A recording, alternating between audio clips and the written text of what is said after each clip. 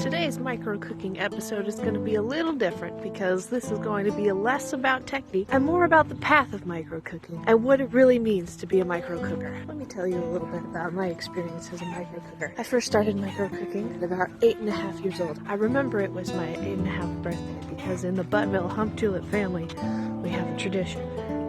You receive 10,000 pounds of gold on your 8.5 birthday to invest in whatever you want. I was at the Cotton Candy Country and I stumbled upon a book about microcooking, the special edition. It was whack as hell. Study of microcooking, it's really important to appreciate nature and all the beautiful things around you. Microcooking is all about giving back to the earth, to the mother micro that we worship in our solitude. You can also see some dank rivers. Look at that. Isn't that sick?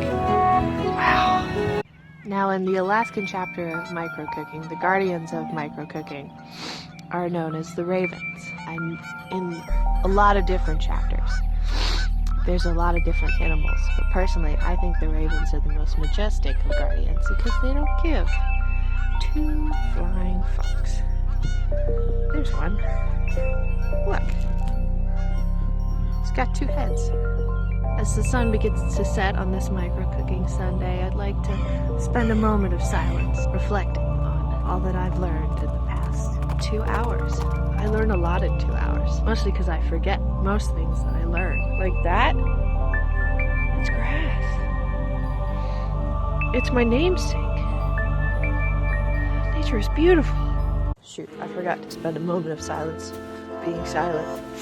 So I'm going to do that right now.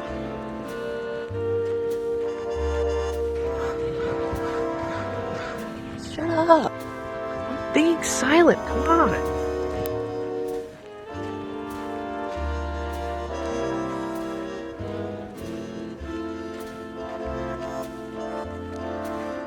Thanks for commenting, gamers. Remember to watch the box in the video below.